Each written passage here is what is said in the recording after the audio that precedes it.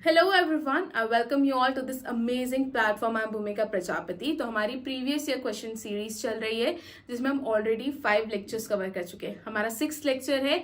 आज हम Jainism discuss करने वाले हैं। तो जैनिज्म से रिलेटेड जितने भी क्वेश्चंस पूछे गए प्रीवियस ईयर में, फिर चाहे वो CGL में हो, CHSL में हो या कोई भी वनडे एग्जाम्स हो, उसमें जितने भी क्वेश्चंस पूछे गए उनको कंपाइल कर दिया इसे एक लेक्चर में। और ये लेक्चर जो है आपकी प्रिपरेशन को काफी ज्यादा क्या कर देगा, बूस्ट कर देगा। सो मेक श्योर लेक्चर को एंड तक देखिए। यहाँ पर PYQ के अलावा एडिशनल क्वेश्चंस भी देखने को मिलेंगे। एडिशनल क्वेश्चंस के अलावा एडिशनल इन्फॉर्मेशंस भी देखने को मिलेगी, right. So without waste any time आज का लेक्चर हम लोग स्टार्ट करते हैं। चलिए हम लोग स्टार्ट करते हैं हमारे फर्स्ट क्वेश्चन के साथ। हमारा फर्स्ट क्वेश्चन है Mahavir who was known in Pali literature as Nigantha Nathaputra. ठीक है, यहाँ पे चीजें समझते चलो। पहली चीज यहीं पर आपको समझ में आ जाएगी कि पाली लिटरेचर में महावीर स्वामी को क्या कहा गया है, निगंत नाथपुत्र कहा गया है। क्वेश्चन ये है कि ये कौन से रिलीजन से जुड़े हुए हैं। तो ये कौन से रिलीजन से जुड़े हुए हैं, तो ये जैनिज्म से जुड़े हुए हैं, राइट। तो इसका करेक्ट आंसर क्या हो जाएगा, जैनिज्म हो जाएगा। जैनिज्म में टोटल 24 तीर्थंकार हुए हैं। ठीक है, कितने तीर्थंकार हुए हैं, 24।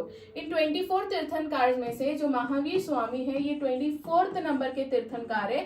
और सभी तीर्थंकार से एसोसिएटेड एक सिंबल होता है। महावीर स्वामी से एसोसिएटेड जो सिंबल है वो कौन सा है, तो वो है लायन। ठीक है, अब ये जैनिज्म के जो फाउंडर है उनका नाम देख लीजिए। ठीक है, जिनको ओरिजिनेटर भी कहा जाता है, उनका नाम क्या है, उनको ऋषभ देव कहा गया है। क्या कहा गया है, ऋषभ देव। ये कौन से नंबर के तीर्थंकार है, तो ये 1st नंबर के तीर्थंकार है। इतना भी याद रखेंगे। अब सभी तीर्थंकार से एसोसिएटेड बुल होता है, इनसे एसोसिएटेड सिंबल होता है, इनसे एसोसिएटेड जो सिंबल है वो बुल है।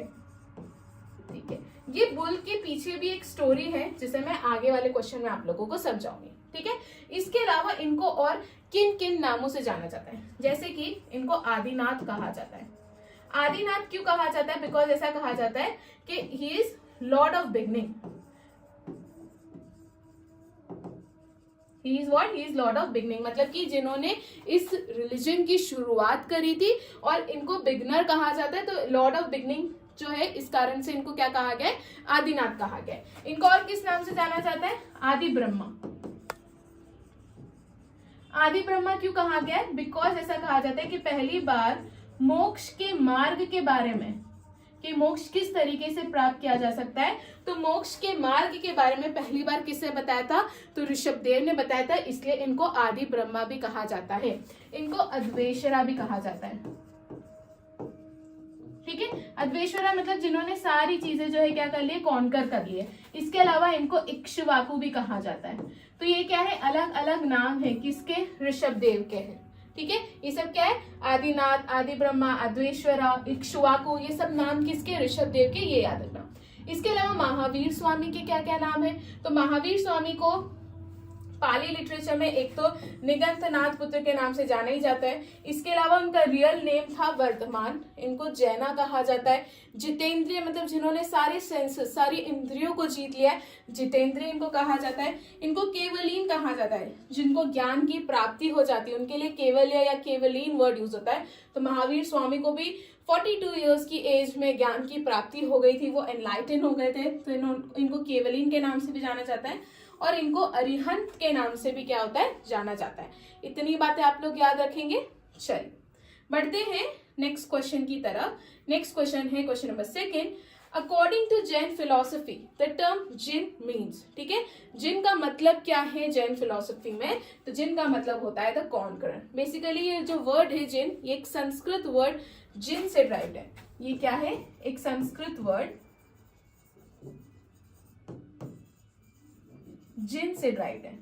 ठीक है, और जिन का मतलब ही क्या होता है, टू कॉन्कर, जो चीजों को कॉन्कर कर लेते हैं उनको जिन कहा जाता है। क्लियर, तो इसलिए जिन का मतलब जैन फिलोसफी में भी क्या है, द कॉन्करर, जिन्होंने सारी चीजें कॉन्कर कर ली है। अब कॉन्कर से ये मतलब नहीं कि टेरिटरीज कॉन्कर कर ली, रीजन्स एक्वायर कर लिए मारपीट करके। यहाँ पे कॉन्कर का मतलब है कि जिन्होंने अपने सारे जो वर्ल्डली डिजायर्स होते हैं वो सब छोड़ दिए, मोह माया त्याग दी, अपनी इंद्रियों को जीत लिया है, राइट, उसे यहाँ पर कॉन्करर कहा गया है। क्लियर है। तो जैन फिलोसफी में जिन मतलब क्या होता है, द कॉन्करर, जो सारे इंद्रियों को जीत चुका है, जिसको कोई मोह माया नहीं है, जो सारे वर्ल्डली डिजायर्स त्याग चुका है, उनके लिए वर्ड यूज किया गया है जिन। क्लियर है? चलिए, तो करेक्ट आंसर हो जाएगा द कॉन्करर। अब देख लेते हैं the originator of Jain religion is, अभी मैंने आपको बताया कि जैन रिलीजन के जो फाउंडर है वो है ऋषभदेव। कौन है? ऋषभदेव। ऋषभदेव कौन से नंबर के तीर्थंकार है? तो फर्स्ट नंबर के तीर्थंकार है। ठीक है, इनको ओरिजिनेटर या फाउंडर कह सकते हैं जैन रिलीजन का या जैनिज्म का। इसके बाद अगर मैं ऋषभदेव की बात करूं तो ऋषभदेव से एसोसिएटेड जो सिंबल है वो है बुल। अब इनको बुल इसलिए इनका सिंबल दिया गया है बिकॉज ऐसा कहा जाता है कि जब इनका जन्म होने वाला था तब इनकी माता को, इनकी जो मदर है, उनको 14 ऑस्पिशियस ड्रीम्स आए थे और हर सपने में इनको एक बुल देखने को मिलता था। तो जो ऋषभ वर्ड है ना, इसका मतलब ही बुल होता है, इसलिए इनका नाम ऋषभ रख दिया गया था और इनसे सिंबल जो एसोसिएट किया गया है वो क्या है? बुल। इनको किन किन नाम से जाना जाता है एक और बार, अभी तो बता चुके, फिर भी एक बार देख लेते हैं। आदिनाथ, आदि ब्रह्मा। आदि ब्रह्मा क्यों कहते हैं? बिकॉज इन्होंने सबसे पहली बार मोक्ष का जो मार्ग होता है उसके बारे में लोगों को बताया था। इक्ष्वाकु, अद्वेषरा। ठीक है, इतनी बातें आप लोग इनके बारे में याद रखेंगे। चलिए बढ़ते हैं नेक्स्ट क्वेश्चन की तरफ। करेक्ट आंसर हो जाएगा ऑप्शन 2 ऋषभदेव। नेक्स्ट क्वेश्चन की तरफ बढ़ने से पहले क्विकली जो है यहाँ पर ऋषभदेव के बारे में इंफॉर्मेशन नहीं लेंगे, महावीर स्वामी के बारे में लेंगे। राइट, महावीर स्वामी से रिलेटेड सारी चीजें आपको पता होनी चाहिए, एक बार क्विकली यहाँ पर देख लेते हैं। ओके, पहली चीज 540 बीसी में इनका जन्म हुआ था, 468 बीसी में, दैट इज 72 इयर्स की एज में इनकी क्या हो जाती है? मृत्यु हो जाती है। इनका रियल नेम क्या है? तो वर्धमान इनका रियल नेम है।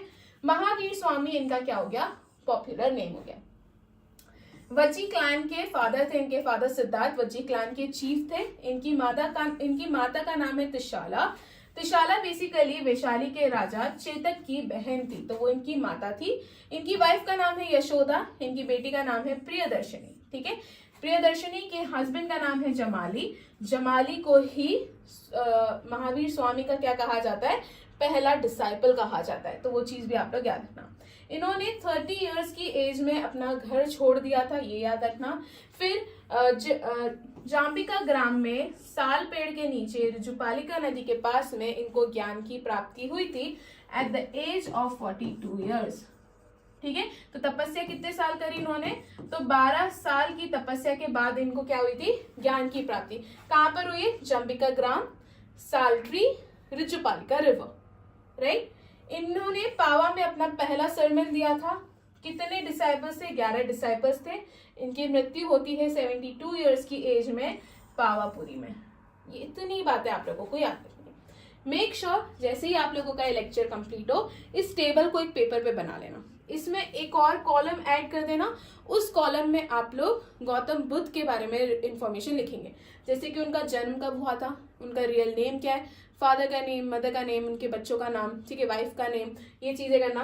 उनको ज्ञान की प्राप्ति कहाँ हुई थी, ठीक है, कितने साल उन्होंने तपस्या करी थी, उन्होंने घर कब त्यागा था, मृत्यु कहाँ पर हुई है, ये सारी चीजें एक और कॉलम बना के गौतम बुद्ध के बारे में ऐड कर देना। ठीक है, लेक्चर कंप्लीट होने के बाद।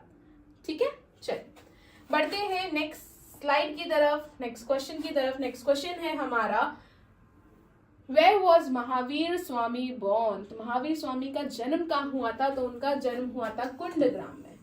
ठीक है, उनकी मृत्यु कहाँ हुई है? तो उनकी मृत्यु हुई है पावापुरी में। उन्होंने कौन सी एज में घर त्यागा था? 30 इयर्स की एज में उन्होंने घर त्यागा था। उनको ज्ञान की प्राप्ति कब हुई थी? तो 12 साल की तपस्या के बाद, 12 इयर्स की तपस्या के बाद उनको क्या हुई थी? ही वॉज एनलाइटेंड, उनको ज्ञान की प्राप्ति हुई थी साल ट्री के नीचे, जिम्बिक ग्राम में, और कौन सी नदी के पास में? ऋजुपालिका रिवर के पास में। इतनी बातें इनके बारे में याद रखेंगे। मृत्यु कब हुई थी? तो 72 इयर्स की एज में हुई थी पावापुरी में। क्लियर है यहां तक बातें? चलिए आगे बढ़ते हैं। इसका करेक्ट आंसर हो जाएगा Kundagram, that is option A. अब यहाँ पर क्विकली हम लोग महावीर स्वामी की टीचिंग्स हो गई और जो दूसरी चीजें हम लोगों ने आगे नहीं पढ़ा उनको देख लेते हैं। फॉर एग्जाम्पल, ये कौन सी डायनेस्टी को बिलोंग करते थे? तो इक्ष्वाकु डायनेस्टी को बिलोंग करते थे।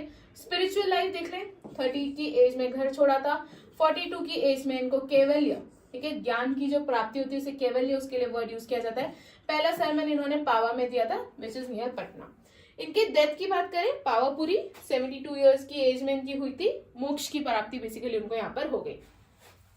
टाइटल्स देख लो, वेरी इंपॉर्टेंट, ठीक है। इनको महावीर कहा जाता है, that is the greatest hero. इनके लिए जैना या फिर जितेंद्रिय, जिन्होंने सारे सेंसेस, सारी इंद्रियों को जीत लिया है, उसके लिए वर्ड यूज होता है जितेंद्रिय। और एक और है इंपॉर्टेंट, निर्ग्रंथ। निर्ग्रंथ मतलब जो सारी बाउंडेशन से, सारी बॉन्ड से जो है छूट चुके हैं, फ्री हो चुके हैं, उनके लिए निर्ग्रंथ वर्ड यूज किया जाता है। और निर्ग्रंथ टाइटल किसके लिए था? महावीर स्वामी के लिए था। क्लियर है यहाँ पर बातें? चलिए, टीचिंग्स की अगर हम बात करें तो अहिंसा, that is non violence, satya, asteya, non stealing, aparigraha, non attachment, brahmacharya, that is chastity, right. ये सारी टीचिंग्स किसकी थी? इनको जैन आगम्स भी कहा जाता है। ये जैनिज्म की टीचिंग्स है, जो महावीर स्वामी जो अपने बच्चों को पढ़ाते थे, उनके जो भी डिसाइपल्स हैं, उनके जो फॉलोअर्स थे, उन सभी को जो है ये टीचिंग्स दी जाती थी। बातें क्लियर है यहाँ पर? तो आगे बढ़ते हैं नेक्स्ट क्वेश्चन की तरफ। नेक्स्ट क्वेश्चन है हमारा, emperor Akbar conferred title of Jagat Guru upon which among the following Jain philosopher. एक जैन फिलोसोफर थे जिनका नाम है हीरा विजय सूरी। हीरा विजय सूरी को ही अकबर ने क्या टाइटल दिया था? जगत गुरु का, ठीक है। अकबर इनसे इतने ज्यादा इन्फ्लुएंस हो गए थे कि वो ऑलमोस्ट नॉनवेज खाना क्या कर चुके थे? छोड़ चुके थे। तो वो इतने ज्यादा इन्फ्लुएंस थे किससे? हीरा विजय सूरी से। एक जैन फिलोसोफर है। जगत गुरु का मतलब होता है वर्ल्ड टीचर, ठीक है, जगत के गुरु, वर्ल्ड के टीचर, या फिर the preceptor of the world. तो ये टाइटल अकबर ने दिया था किसको? हीरा विजय सूरी को। और वो इनसे इतने इन्फ्लुएंस हुए थे कि he almost became vegetarian after being inspired by him and influenced by him, right? तो याद रखना, इंपॉर्टेंट क्वेश्चन है, यहाँ से एग्जाम में बहुत बार क्वेश्चन बन चुका है। तो हीरा विजय सूरी इसका करेक्ट आंसर हो जाएगा। महावीर जैन ही ब्रेथ हिज लास्ट है, ठीक है। इन्होंने अपनी अंतिम सांसें कहाँ ली थी? तो इन्होंने अपनी अंतिम सांसें ली थी पावापुरी में। तो इसका करेक्ट आंसर हो जाएगा ऑप्शन थर्ड। जन्म कहाँ हुआ था? तो इनका जन्म हुआ था कुंडग्राम में। पहला सरमन कहाँ दिया था इन्होंने? पावा में जो है अपना पहला सरमन दिया था। चलिए नेक्स्ट क्वेश्चन देख लेते हैं। नेक्स्ट क्वेश्चन है हमारा, in Jain religion which word is use for complete intellect. Complete knowledge या कंप्लीट इंटेलेक्ट के लिए किस वर्ड को यूज किया गया है? तो कंप्लीट इंटेलेक्ट के लिए ये लोग कैवल्य वर्ड को यूज करते हैं, ठीक है। बेसिकली जब भी किसी इंसान को पूरी नॉलेज मिल जाएगी तो कहा जाएगा कि वो बंदा एनलाइटन हो गया, उसको ज्ञान की प्राप्ति हो चुकी है, तो उसके लिए कैवल्य वर्ड यूज किया गया है। जिस तरीके से 42 इयर्स की एज में जब महावीर स्वामी जो है व्हेन ही वाज एनलाइटेंड, जब उन्हें ज्ञान की प्राप्ति हो गई थी तो उनको भी कैवल्य वर्ड दिया गया था। मतलब वो एक कंप्लीट इंटेलेक्ट बन गया, तो उनको एक कंप्लीट नॉलेज जो है पूरी दुनियादारी की वो मिल चुकी थी। और उनके लिए कौन सा वर्ड यूज किया जाता है? कैवल्य, ठीक है। जिन वर्ड का भी हम लोग देख लिए। जिन वर्ड का क्या है? जिन क्या है? संस्कृत वर्ड जिन से ड्राइव्ड है, जिसका मतलब होता है टू कॉन्कर, ठीक है। चलिए एडिशनल इंफॉर्मेशन देख लेते हैं। द वर्ड कैवल्य ये कंप्लीट इंटेलेक्ट या कंप्लीट नॉलेज के लिए जैन रिलीजन में यूज किया जाता है। महावीर स्वामी को कंप्लीट नॉलेज मिली थी कहाँ पर?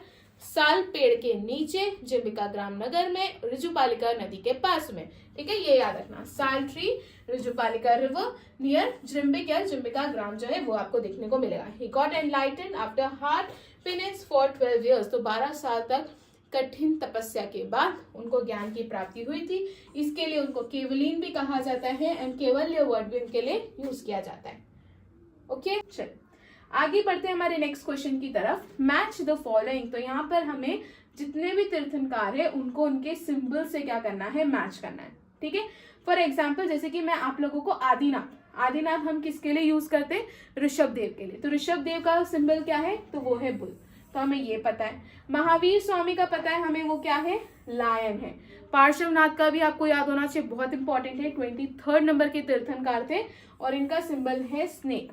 और संभवनाथ का क्या है? तो हॉर्स। तो ये सारे जो है तीर्थंकर है और उनसे रिलेटेड कॉग्निजेंस है, ये आप लोगों को याद रखने, राइट। एक बार मैंने नेक्स्ट स्लाइड पर सारे जो है तीर्थंकर और उनसे एसोसिएटेड जो सिंबल्स है वो लिख दिए। एटलीस्ट स्टार्टिंग के 4 और एंड के 4 और बीच बीच में जो भी इंपॉर्टेंट है वो सब आपको याद रखना है। एक बार हम क्विकली देख लेते हैं। सो ऋषभ देव का याद रखना है बुल, अजीत नाथ एलिफेंट, संभव नाथ हॉर्स और अभिनंदन नाथ मंकी। ठीक है, ये स्टार्टिंग के 4 आप लोग देख लीजिए। उसके बाद एंड के, जैसे कि नामीनाथ इनका ब्लू वाटर लिली है, नेमीनाथ इनका कॉन्च है, ठीक है, पार्श्वनाथ इनका स्नेक है और महावीर इनका लायन है। मैं ये नहीं कह रही हूँ कि सिर्फ इन 8 को याद रखना है, आपको सभी 24 तीर्थंकर के बारे में पता होना चाहिए, उनके सिंबल्स पता होने चाहिए, बट आप इन 8 को भूलने की गलती नहीं कर सकते हैं। ठीक है, चलिए बढ़ते हैं हमारी नेक्स्ट स्लाइड की तरफ। यहाँ पर हिंदी में आप लोगों को देखने को मिल जाएगा। नेक्स्ट क्वेश्चन देख लेते हैं। हमारा नेक्स्ट क्वेश्चन है द डॉक्ट्राइन ऑफ त्रिरत्न। ठीक है, जो त्रिरत्न डॉक्ट्राइन है ये, that is right faith, right action, right knowledge, ये कौन से रिलीजन से एसोसिएटेड है? तो ये जैनिज्म से एसोसिएटेड है।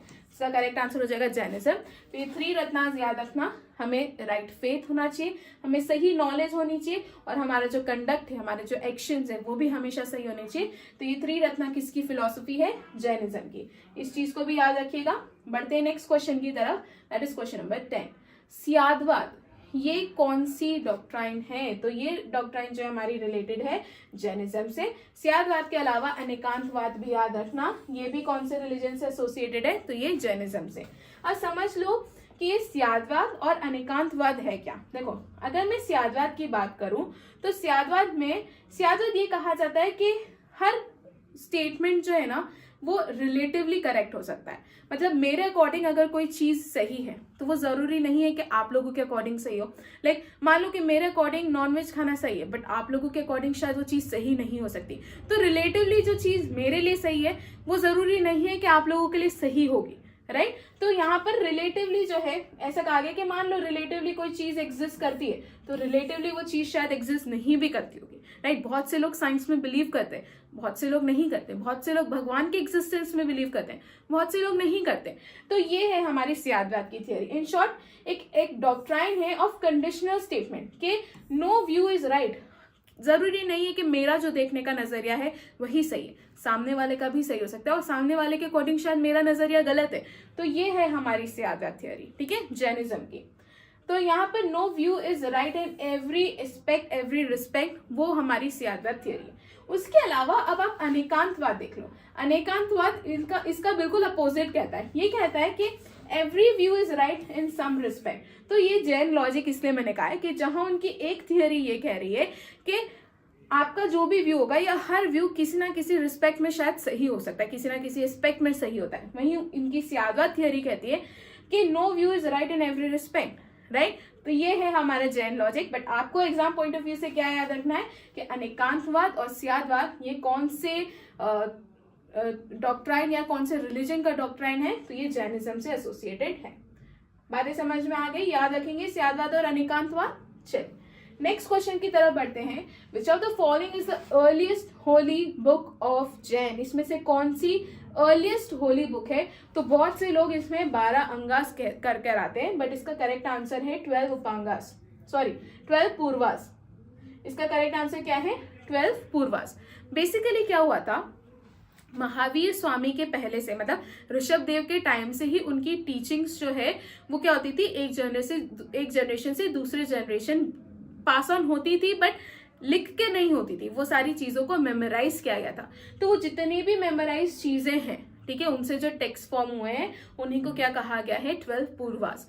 प्रॉपर जो लिखना शुरू हुआ था वो महावीर स्वामी के टाइम पर। महावीर स्वामी की सारी टीचिंग जो है प्रॉपर लिखी गई है, बट उसके पहले जितने भी 23 तीर्थंकर जो है उनकी जो भी टीचिंग है वो मेमोराइज होकर generation by generation pass on हुई है, ठीक है। तो याद रखना 14 पूर्वास ये क्या है हमारी? तो सबसे अर्लीस्ट होली बुक कही जाती है जैनिज्म की, याद रखना है। तो करेक्ट आंसर हो जाएगा ऑप्शन बी, पूर्वास, 14 पूर्वास। यूजुअली लोग कंफ्यूज हो जाएंगे, 12 अंगास या उपांगास कर देंगे, बट ये बात सही नहीं है। जब जैन काउंसिल्स हुई थी, जैसे कि बुद्धिस्ट काउंसिल हुई थी, वैसे ही 2 जैन काउंसिल्स भी हुई थी।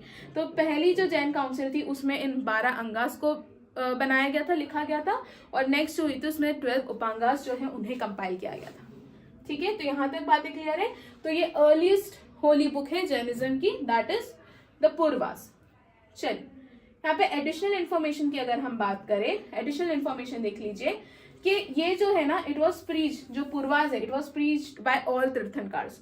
ये canonical literature of Jainism is claimed to have started from Adinath. जब ऋषभदेव आए थे तभी से लिटरेचर्स फॉर्म होना शुरू हो गए थे, बट कोई उसे लिख नहीं रहा था, मेमोराइज, टीचिंग्स को मेमोराइज किया जा रहा था।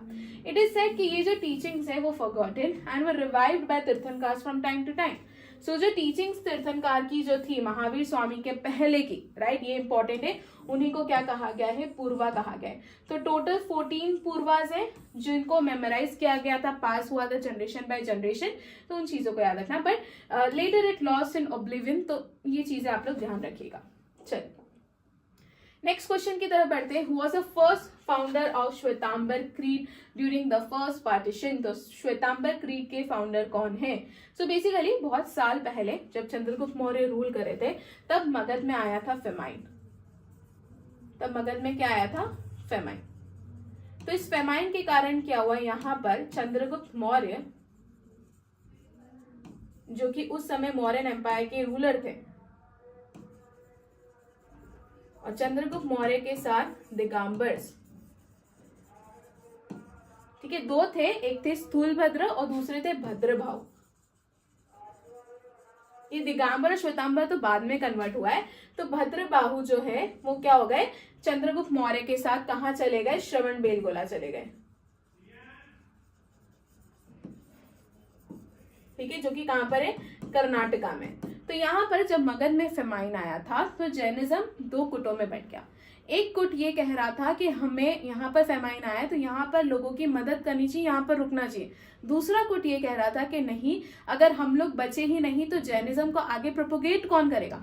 तो वो कौन था? भद्रबाहु। भद्रबाहु का मानना था कि अगर हम यहाँ पे रुक गए तो हमारे रिलीजन को आगे कौन प्रोपोगेट करेगा, क्या पता जैनिज्म का यहाँ पर अंत हो जाए इसके साथ। तो इसलिए भद्रबाहु चंद्रगुप्त मौर्य के साथ कहाँ चले गए? श्रवणबेलगोला चले गए। बट स्थूलभद्र ये कहाँ पे रुके? ये मगध में ही रुके और इन्होंने यहाँ के लोगों की मदद करी, राइट। तो स्थूलभद्र जो है इन्होंने श्वेतांबर क्रीड की शुरुआत करी, ठीक है। ये दो जैनिज्म बाद में दो पार्ट्स में डिवाइड हो जाता है, एक श्वेतांबर होता है, दूसरा दिगंबर होता है। तो श्वेतांबर क्रीड के फाउंडर है स्थूलभद्र और दूसरे थे दिगंबरास। दिगंबरास कौन है? तो इनके क्रीड के फाउंडर कौन है? भद्रबाहु। भद्रबाहु जो कि चंद्रगुप्त मौर्य के साथ कहाँ चले गए हैं? कर्नाटका में श्रवणबेलगोला में। क्लियर है? तो इसका करेक्ट आंसर क्या हो जाएगा? स्थूलभद्र, ठीक है। स्थूलभद्र, श्वेतांबर, श्वेतांबर्स वो जिन्होंने, वो जैन लोग जो सफेद कपड़े पहनने लगे थे, और दिगंबर्स अभी भी वही लोग हैं जो नेकेड घूमते हैं। ओके, चलिए करेक्ट आंसर हो जाएगा इसका 1, स्थूलभद्र। नेक्स्ट बढ़ते नेक्स्ट क्वेश्चन की तरफ, that is question 13।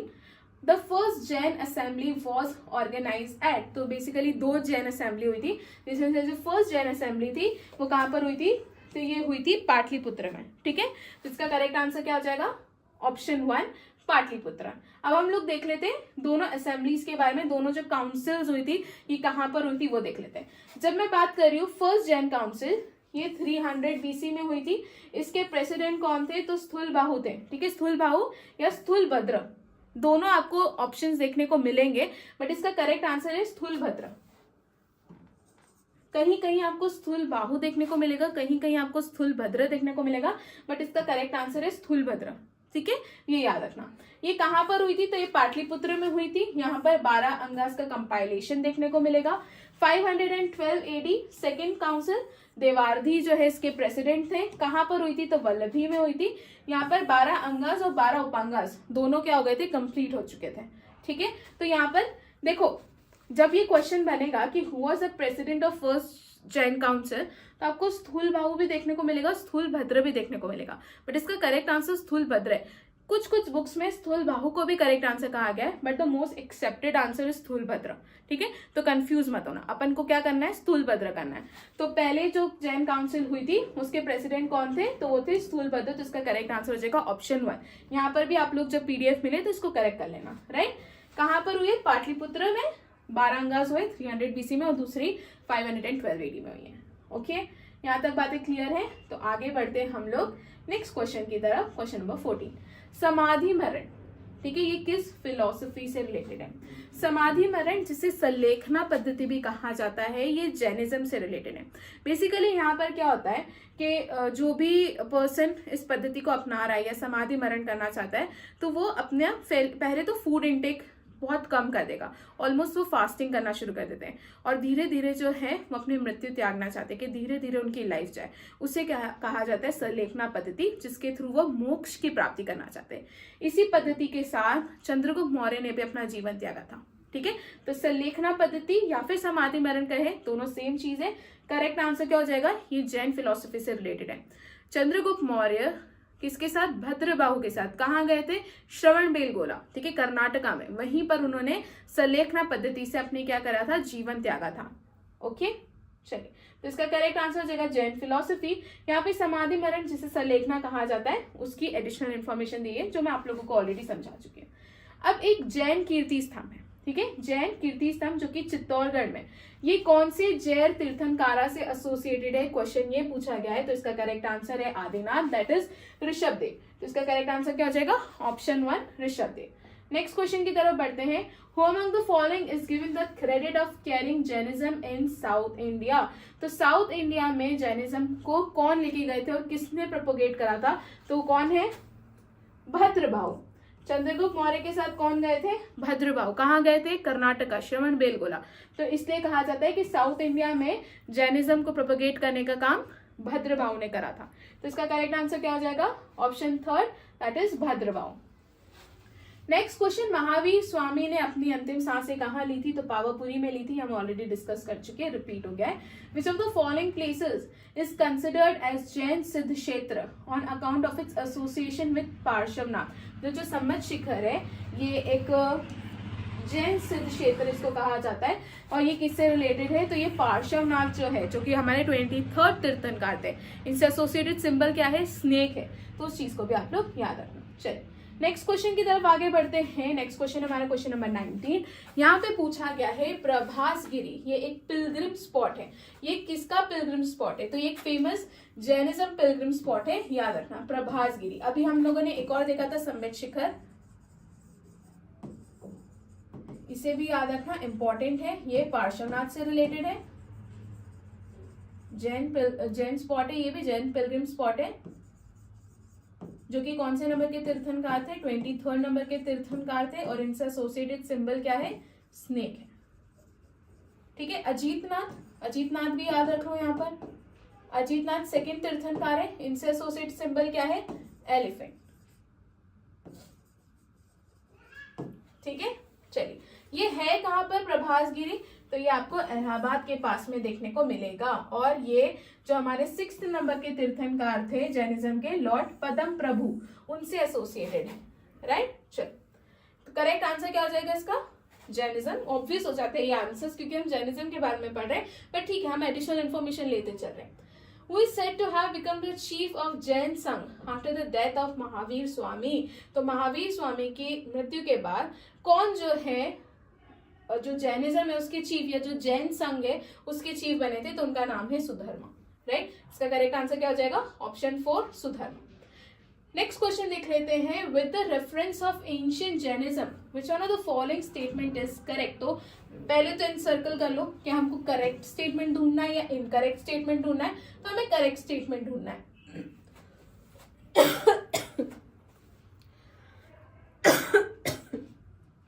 Okay, sorry, तो हमें क्या ढूंढना है, हमें करेक्ट स्टेटमेंट ढूंढना है। तो जैनिज्म जो है उसको साउथ इंडिया में किसने स्प्रेड करा था, तो स्थूलबाहु ने करा था, नहीं, किसने करा था, तो ये क्या हो गया, करेक्ट हो गया, भद्रबाहु ने करा था, भद्रबाहु ने करा था साउथ इंडिया में। ठीक है, तो फर्स्ट स्टेटमेंट क्या हो गया, करेक्ट हो गया, इनकरेक्ट हो गया, हमें कौन सा ढूंढना है, करेक्ट स्टेटमेंट ढूंढना है। The Jains who remain under the leadership of Bhadrabahu were called Shvetambars after the council held at Pataliputra. जी नहीं, श्वेतांबर्स वाले जो है वो स्थूलभद्र के लोग हैं। ठीक है, स्थूलभद्र का जो सेक्ट था, जो जैनिज्म वाला डिविजन था, उन लोगों को श्वेतांबर्स कहा जाता है। तो आप ना एस से करके याद रख सकते हो,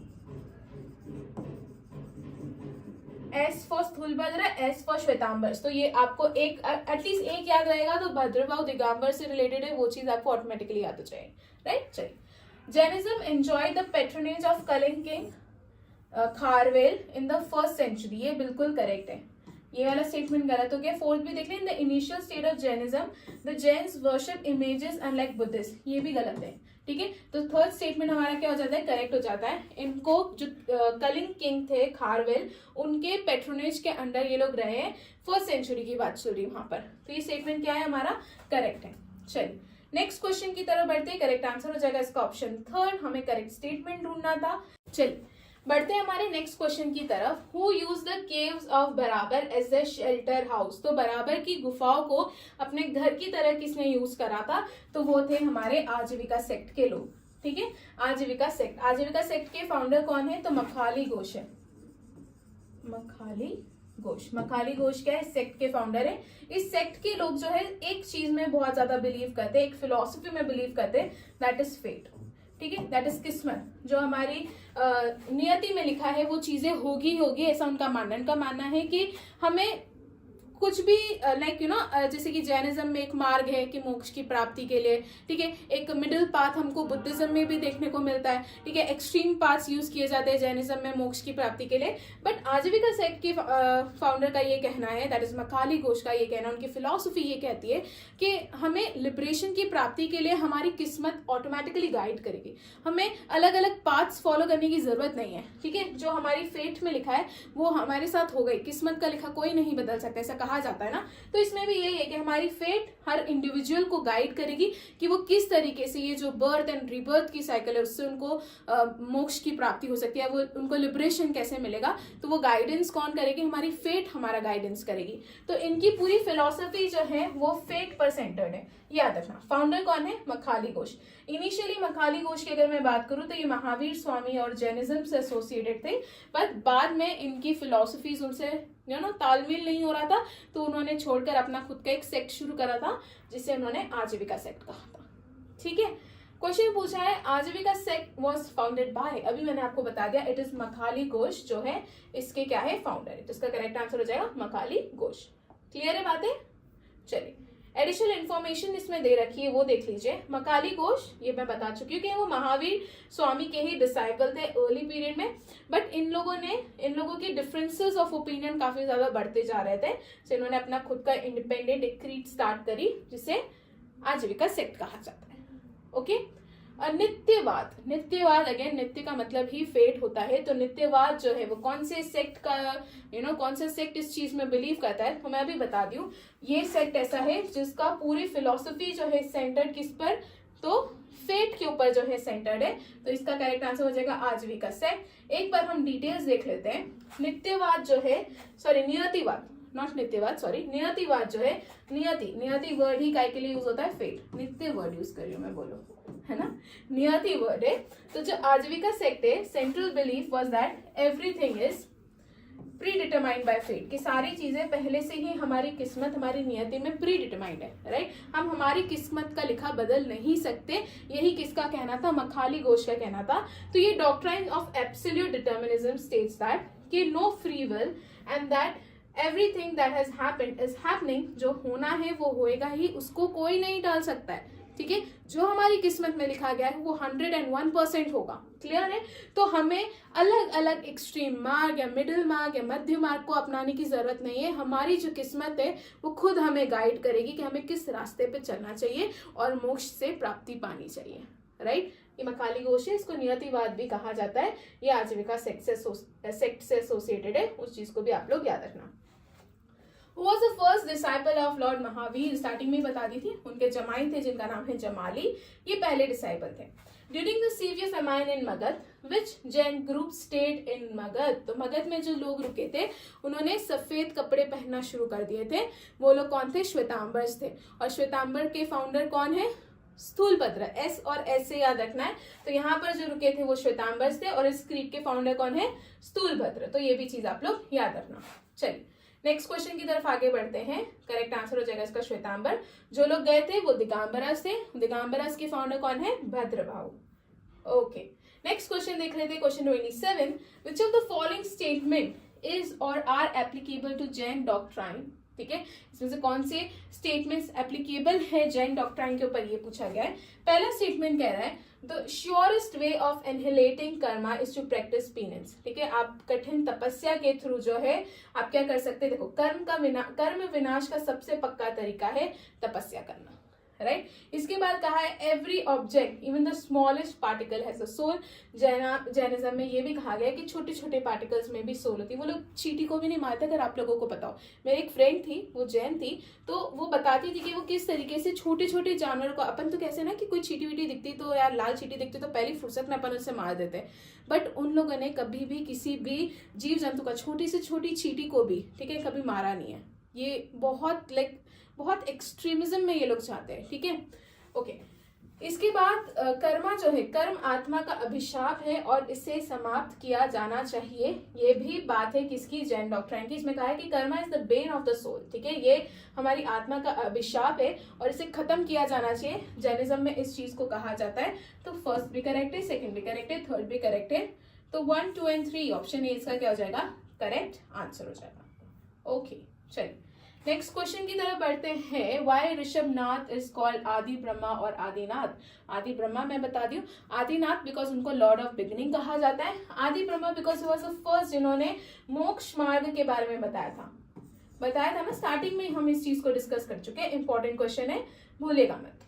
चलिए नेक्स्ट क्वेश्चन की तरफ नहीं बढ़ेंगे। क्वेश्चन ऑफ द डे आ चुका है हमारा क्वेश्चन ऑफ द डे है कि विच वेदा मेंशंस 2 तीर्थंकर ऋषभ एंड अष्टनेमी। ठीक है, ये कौन से वेदा में इन 2 तीर्थंकारों का नाम देखने को मिलता है। इंपॉर्टेंट क्वेश्चन है, इसका जवाब